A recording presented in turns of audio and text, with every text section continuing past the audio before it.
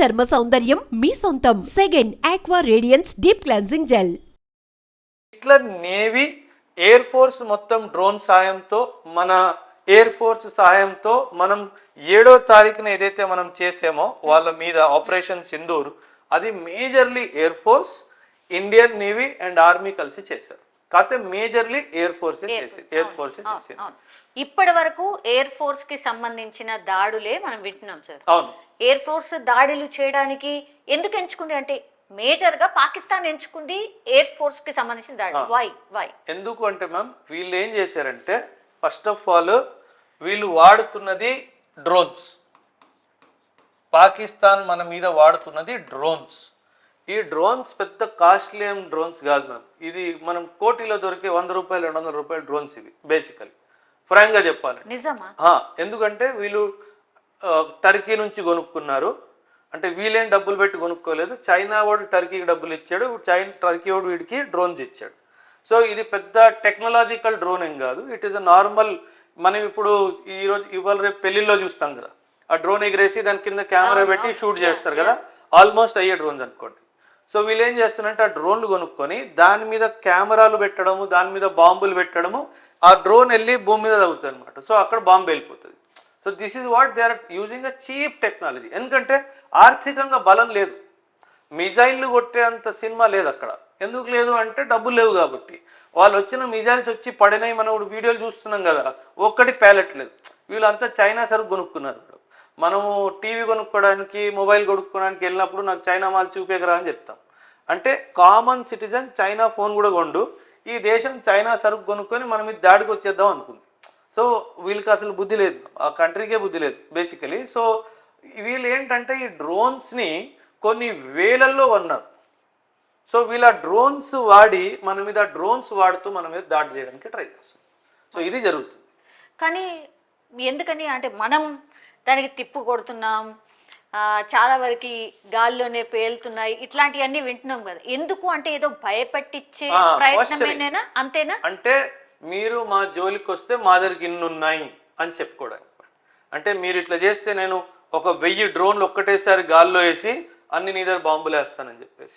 Drone Pakistan ఏదో మన మీద మొదటిసారి వాడలేదు మేడం.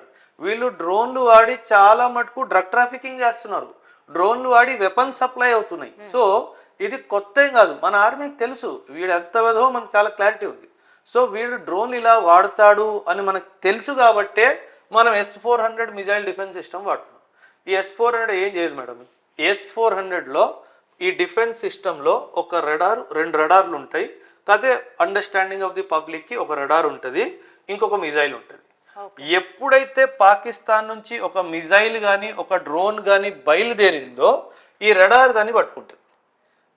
దాని డైరెక్షన్ బట్టి, దాని స్పీడ్ని బట్టి ఇది ఎక్కడి నుంచి వస్తుంది, ఇది ఎక్కడికి వెళ్తుంది, మొత్తం ఫ్లైట్ పాత్ని ట్రాక్ చేసేస్తుంది. ఆ ట్రాక్ చేసిన వెంటనే రడార్ మిజైల్కి ఏం కమాండ్ ఇస్తుంది, ఈ డైరెక్షన్లో ఇలా మిజైల్ వస్తుంది, నువ్వు ఇలా వెళ్ళి దాన్ని గాల్లో ధ్వంసం చేసి. సో అందుకే ఇప్పటి వరకు పాకిస్తాన్ది ఒక మిజైల్ కానీ, ఒక ఎయిర్ క్రాఫ్ట్ నుంచి వదిలిన మిజైల్ కానీ, ఒక డ్రోన్ కానీ ఇప్పటి వరకు మన నేలను తాకలేదు కూడా తాకలేదు. బికాజ్ మన మిజైల్ డిఫెన్స్ సిస్టమ్ దాన్ని గాల్లోనే పసిగట్టి గాల్లోనే ధ్వంసం చేస్తుంది. So that is the quality of the defence system that we have. ఇది మనం రష్యా నుంచి 2018లో కొనుక్కోవడం జరిగింది. అండ్ దీనిని అమెరికా చాలా విమర్శించింది మేడం, ఎందుకు కొంటున్నాను అని. అప్పుడు జయశంకర్ గారు చాలా క్లియర్గా చెప్పారు, నేను నా దేశం ఇండిపెండెంట్ కంట్రీ, నాకు నచ్చింది చేస్తా, నువ్వెవడు అడేటోడు.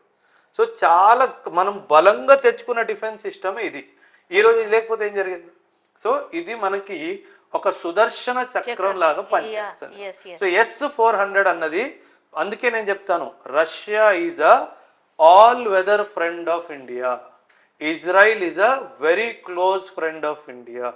సో మనం ఏదైతే డ్రోన్స్ యూజ్ చేసి పాకిస్తాన్ మీద అటాక్ చేస్తున్నామో అది మనము హెరాన్ యుఏవి అని చెప్పేసి ఇజ్రాయిల్ వాళ్ళు ఇచ్చిన యుఏవి మనం అది వాడుతున్నాం. అండ్ ఆల్సో మన దగ్గర MQ-9 రీపర్ డ్రోన్ అనేసి, ఇది మనం అమెరికా నుంచి కొనుక్కున్న డ్రోన్స్, వీటిని కూడా మనం వాడుకుంటాం. మేడం ఇంకో విషయం, ఆపరేషన్ సింధూర్ ఏదైతే మనం చేసామో ఇది phase 1 అనుకోండి, ఇలా ఒక 1000 ఫేజ్లు కూడా అవ్వచ్చు. ఎందుకంటే ఇండియాకు చాలా క్లియర్గా ఒక గోల్ ఉంది. మోడీ గారు మొదటి రోజు ఏం చెప్పారంటే పాకిస్తాన్ భూమి మీద ఎప్పటి వరకు అయితే చివరాఖరి టెర్రరిస్ట్ ఉంటాడో అప్పటి వరకు ఆపరేషన్ సింధూర్ నడుస్తూనే ఉంటుంది.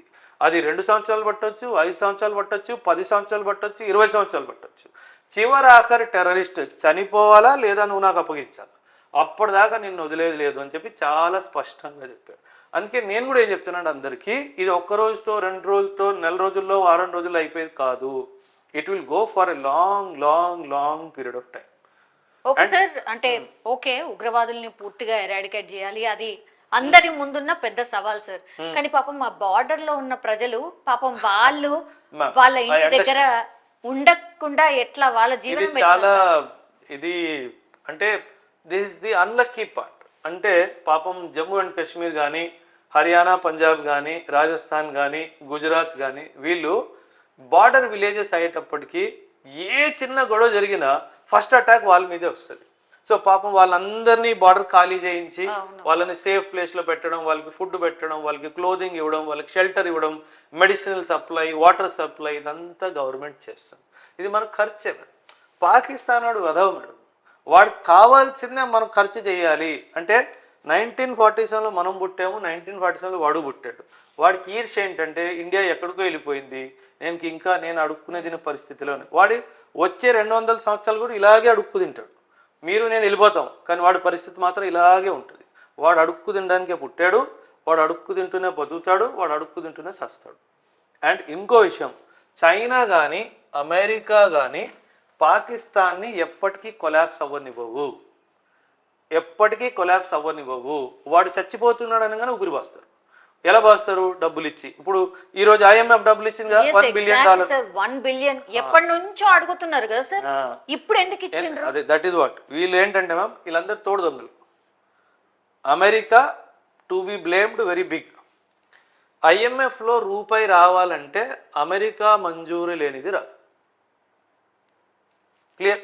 IMF నుంచి మనకు రూపాయి రావాలి అంటే అమెరికా ఎస్ అంటే కానీ రాదు. ఇప్పుడు IMF పాకిస్తాన్కి $1 బిలియన్, $2 బిలియన్ ఇచ్చింది అంటే అమెరికా ఎస్ అన్నాడు కాబట్టి ఇచ్చింది. అమెరికా కూడా ఎస్ ఎందుకు అన్నది? పాకిస్తానీ డబ్బులు వాడి వెపన్స్ కొనుక్కుంటాడు. ఈ డబ్బులు వాడి వెపన్స్ ఎవరి నుంచి కొనుక్కుంటాడు? అమెరికా నుంచి కొనుక్కుంటాడు. సో టెక్నికలీ అమెరికా IMF నుంచి డబ్బులు డైరెక్ట్గా వాళ్ళ అకౌంట్లో తెచ్చుకోకుండా వయా పాకిస్తాన్ వాళ్ళ అకౌంట్లోకి తెచ్చుకుంటారు. ఇది వీళ్ళు చేసే దుర్మార్గత్వం. ఈరోజు కాదు, గత 1945 నుంచి అమెరికా చేస్తున్న ఎదవ పనే ఇది. వార్ కండిషన్స్ క్రియేట్ చేయాలి అండ్ వార్ కండిషన్స్ క్రియేట్ చేసి బిజినెస్ చేయాలి. ఇది అమెరికా చేసిన మీరు వియత్నాం చూడండి, ఆఫ్ఘనిస్తాన్ క్యాంపెయిన్ చూడండి, టర్కీ క్యాంపెయిన్ చూడండి, ఇజ్రాయెల్ పాలెస్టీన్ గొడవ చూడండి, కొరియన్ వార్ చూడండి.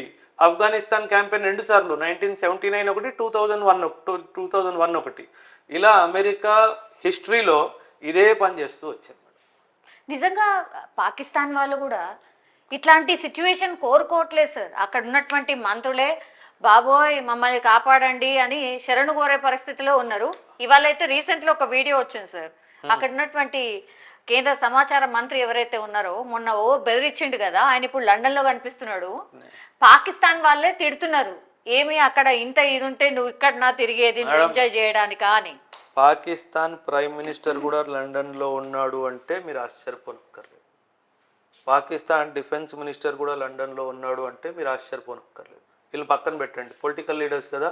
పాకిస్తాన్ చీఫ్ కూడా లండన్లో ఉన్నాడంటే మీరు ఆశ్చర్యపోనక్కర్లేదు. వీళ్ళు పిరికి పందులు, వీళ్ళు పారిపోతారు. యుద్ధ భూమిని వదిలి పారిపోవడము వీళ్ళ బేసిక్ లక్షణం.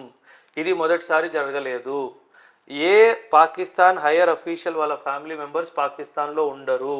వాళ్ళందరూ లండన్లో, అమెరికాలో, కెనడాలోనే ఉంటారు. వీళ్ళు జనాల్ని మూర్ఖులు చేస్తూ డబ్బులు సంపాదిస్తూ మన ఫ్యామిలీస్కి VIP ట్రీట్మెంట్స్ ఇస్తారు. ఇదే పాకిస్తాన్. అందుకే నేను చెప్తాను, Pakistan army is the most unprofessional army in the world. అసలు వాళ్ళకి ప్రొఫెషనలిజమే లేదు. ఒక ఆయుధం నడపడం రాదు, ఒక మిలిటరీ టాక్టిక్స్ రాదు, ఒక military drill, discipline, professionalism zero అన్న ఏం పర్వాలేదు.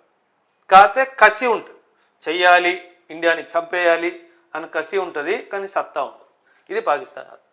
ఎన్ని రోజులు సాగుతుంది సార్ ఇట్లా? మరి అసలు వాళ్ళకే నిజంగా యుద్ధం చేయాలని వాళ్ళకే లేదు, అయినా సరే ఓ మాటలు మాత్రము యుద్ధం భయంకర. చేయాలి అని లేదు అని పూర్తిగా చెప్పడానికి కూడా లేదు. మేడం, పాకిస్తాన్లో ఈరోజు పెట్రోల్ ధర 450 నుంచి 650. అవును. ఈ రోజు నేను చెప్తున్నది మీకు నో. ఈ ధరలు బాగా పెరిగిపోవడం వల్ల మామూలు జనాలకి చాలా ప్రాబ్లమ్స్ ఉన్నాయి మేడం. ఈ ప్రాబ్లమ్స్ అన్నిటి నుంచి వాళ్ళ మైండ్ డైవర్ట్ చేయాలి అంటే ఇండియా మీద అటాక్ చేయాలి. సో మామూలు జనాలు ఏమవుతుంది, 650 రూపాయలు పర్వాలేదు పెట్రోల్, ఇండియాని చంపండి. సో వాళ్ళ మైండ్ని డైవర్ట్ చేయడానికి ఇలాంటివి 10 సంవత్సరాలకి 15 సంవత్సరాలకి ఏదో ఒకటి వీళ్ళు ఇలాగా చేస్తూ ఉంటారు. సో అది ఇంగ్లీష్లో ఒక ప్రావర్బ్ ఉంది madam, you can choose your friends but not your neighbours అని. మన మిత్రులను కోరుకోవచ్చు, వీడు నాకు కావాలి వీడు నాకు వద్దు అని, కానీ మన నైబర్స్ని మనం అలా కోరుకోవడానికి లేదు. వాళ్ళు ఎవరైతే మన అదృష్టం దురదృష్టం దాన్ని బట్టి. కానీ మన దగ్గర మరి హై అలర్ట్ ఉంటుంది కదా, ఢిల్లీని టార్గెట్ చేశారని, లేకపోతే గుడులను టార్గెట్ చేశారని. జమ్మూ కాశ్మీర్లో అయితే పాపం సివిలియన్స్ ని టార్గెట్ చేసిండ్రు, అక్కడ కొంతమంది చనిపోయినరు. ఒమర్ అబ్దుల్లానే డైరెక్ట్ వెళ్ళిన పరిస్థితి సార్. ఇది ఎట్లా మరి? అంటే మనం అమాయకంగా మనం ఎందుకు చావాలి మరి? అంటే మరి మేడం, నేను అది చెప్పాను కదా, పాకిస్తాన్ లాంటి నైబర్ ఉంటే కొన్ని తప్పవు మేడం. ఎందుకంటే వాడు మూర్ఖుడు, వాడికి హ్యూమన్ వాల్యూస్ తెలీదు, వాడికి వాల్యూ సిస్టమ్ లేదు అసలు మేడం. 3 రోజుల ముందు, ఏప్రిల్ 22కి 3 రోజుల ముందు వాళ్ళ ఆర్మీ చీఫ్ ఏం చెప్పాడు, చాలా స్పష్టంగా చెప్పాడు, హిందూ ఆర్ ముసల్మాన్ కలిసి ఉండలేరు. వాడికి ఎందుకు, నా దేశంలో కలిసి ఉంటున్నారు భయ్, నీకెందుకు? కానీ వాడు అట్లా కాదు. ఉండలేరు అంటే ఏంటి స్టేట్మెంట్, నేను ఏదో చేయబోతున్నాను అని సంకేతం. మనం అప్పుడే పసిగట్టేసాము. వాడు ఏ రోజైతే ఆ బ్రీఫింగ్ చేసాడో మనకు ఆ రోజు అర్థమైపోయింది, ఈ ఎదవ పని ఏదో ఒకటి చేస్తాడు. కాకపోతే పహల్గాం దాడి మనం ఆపలేకపోయాం, అక్కడ వాడు సక్సెస్ అయిపోయాడు. అది ఆపగలిగితే మాత్రము అల్టిమేట్ సక్సెస్ అయ్యేది.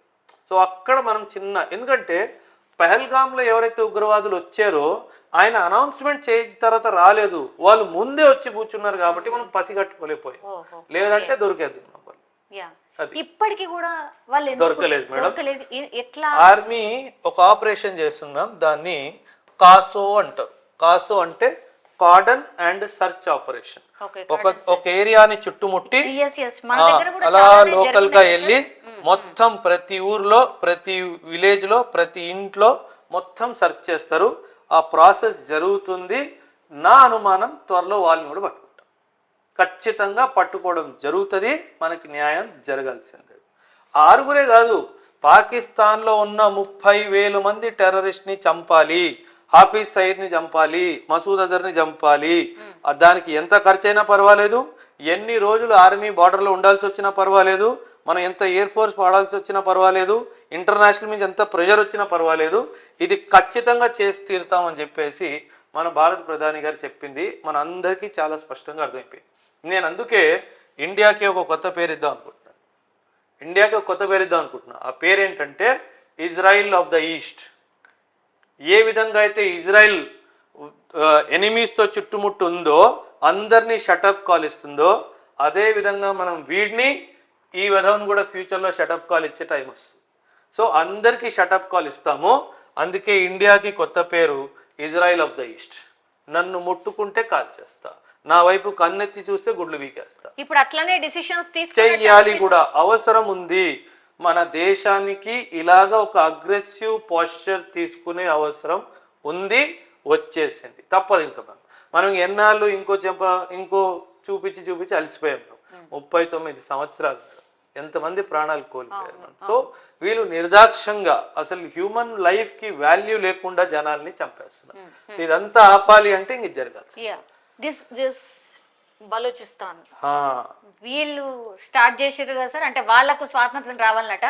44% వాళ్ళు ఉన్నారు, అంటే పాకిస్తాన్ 53%. జియోగ్రఫికలీ మేడం మూడు విషయాలు చెప్తాను.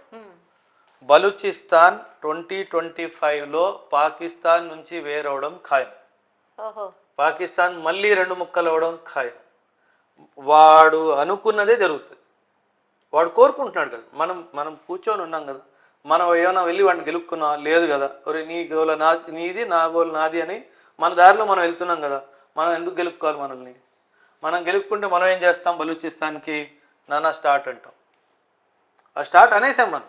ఆ బలం మీద కానీ వాడు- మనకిద్దరు శత్రువులు అవుతారుగా ఎవరు శత్రువులు అవుతారు? ఇప్పుడు ఈ బలూచిస్తాన్ లేదండి, Balochistan is in support of India, Afghanistan is in support of India. బలూచిస్తానే కాదు మేడం, ఈ సింధ్ కూడా సెపరేట్ అవుతుంది, ఈ ఖైబర్ పఖ్తూన్వా కూడా సెపరేట్ అయిపోతుంది.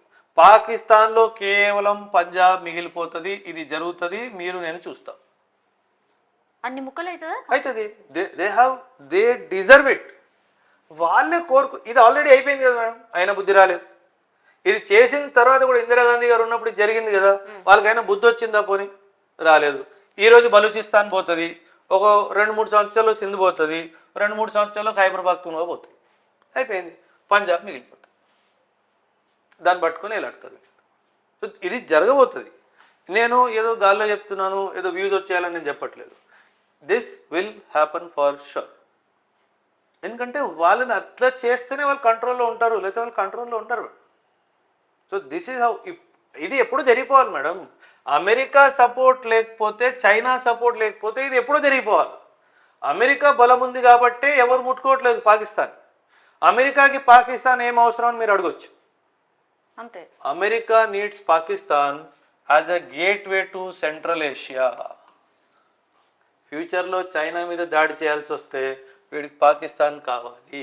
పాకిస్తాన్ భూమి నుంచే చైనా మీద అటాక్ జరుగుతుంది, అక్కడ ఈ పసిఫిక్ ఓషన్ నుంచే చైనా మీద అటాక్ జరుగుతుంది. ఇది వాస్తవం. సో పాకిస్తాన్ అమెరికాకి కావాలి. Yes sir. ఇప్పుడు పాకిస్తాన్ సరే, ఇప్పుడు పాకిస్తాన్ మీరు అన్నట్టుగా ఇన్ని ముక్కలు అయిన తర్వాత సార్ మనకి ఇది కదా ఇంపార్టెంట్ వచ్చేస్తుంది. 2025లో పిఓకే మన జేబులో ఉంటుంది. 2025 PoK will come to us 100%. నేను చెప్తున్నా కదా, నేను ఎమోషన్లో ఫ్లో అయ్యి చెప్పట్లా. ఈ పిఓకే మనకి రావాల్సిందే. Operation Sindoor main objective is PoK. 100% అది మనకు వస్తుంది. ఆ రోజు మనం సంబరం చేసుకోవడం 100% ఇది ఖచ్చితంగా జరిగింది, చేయాల్సిందే. ఎందుకంటే పిఓకేలోనే అన్ని ట్రైనింగ్ క్యాంప్స్ ఉన్నాయి, టెర్రర్ ట్రైనింగ్ క్యాంప్స్ అన్ని పిఓకేలోనే ఉన్నాయి. కాకపోతే దాన్ని మనం కొంచెం మిలిటరీగా కంట్రోల్ చేస్తూ చేస్తూ చేస్తూ నెమ్మదిగా ఇండియాతో ఇంటిగ్రేట్ చేస్తాం. ఒక్కసారి ఇంటిగ్రేట్ అవ్వదు.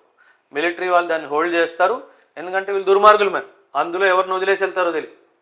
ఒక్కరిని జల్లెడు పట్టినట్టు బట్టి అసలు వాడు ఏంటి, వాడు అక్కడ ఎందుకున్నాడు, వాడు ఏంటి, మనస్తత్వం ఏంటి, ఇండియాకు విరుద్ధంగా ఉన్నాడా, ఆలోచన తీరు ఎలా ఉంది, అసలు వాడు కనెక్షన్స్ ఏంటి, ఇవన్నీ ఎస్టాబ్లిష్ చేసిన తర్వాత నెమ్మదిగా పాకిస్తాన్ బయటికి వెళ్ళిపోతుంది. అండ్ మనం మొత్తం పిఓకేని ఆక్యుపై చేస్తాము. నెమ్మదిగా పిఓకే మొత్తం కూడా ఇండియాలో ఇంటిగ్రేట్ అయిపోతుంది. ఇది జరుగుతుంది. ఇది 50 సంవత్సరాలు కూడా పట్టచ్చు, కానీ ఇది జరుగుతుంది. ఫిజికల్గా ఇప్పుడు ఆక్యుపై చేసేస్తాం, ఫిజికల్ ఆక్యుపేషన్ అయిపోతుంది. కానీ దాని ఫిల్టరింగ్ ప్రాసెస్ టైం. ఎందుకంటే వీళ్ళు 80 సంవత్సరాల నుంచి పాకిస్తాన్ కింద ఉన్నారు. సో వాళ్ళు మనస్తత్వం ఎలా ఉందో ఇవన్నీ క్యాలిక్యులేషన్స్ ఉంటాయి. సో అదంతా దాన్ని ఒక కంట్రోల్డ్ టెరిటరీగా యూజ్ చేసి కొన్ని సంవత్సరాలు దాన్ని కంట్రోల్ చేసి అప్పుడు నెమ్మదిగా దాన్ని కూడా ఇండియాలో ఇంటిగ్రేట్ చేయడం స్టార్ట్ చేస్తారు. ఇంకా ఎన్ని రోజులు, ఇంకా కొంత టెన్షన్ ఇట్లాంటి వాతావరణం ఇంకెన్ని రోజులు ఉండొచ్చు సార్? నెలలు ఉండొచ్చు. ఎందుకంటే పాకిస్తాన్ అంత ఈజీగా వదిలే దేశం కాదు. బలం లేకపోయినా గొడవ చేసుకునే కెపాసిటీ ఉంది కాబట్టి.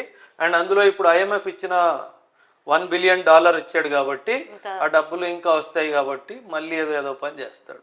వీఆర్ ప్రిపేర్డ్ మేడం, పర్వాలేదు. మనకి చాలా ఆర్థిక స్తోమత, మిలిటరీ స్తోమత, పొలిటికల్ డిసిజన్ చెయ్యాలి అనే ఒక ఆలోచన, ఇంటర్నేషనల్ సపోర్ట్ అన్నీ ఉన్నాయి. అతను అదే పాకిస్తాన్ వాడు అదే ఎదురు చూస్తున్నాడేమో, మనం ఏదైనా మిస్టేక్ చేయకపోతామా, అప్పుడు ఇంటర్నేషనల్లీ వీళ్ళని బ్లేమ్ చేయకపోతామా అన్న స్టైల్లో.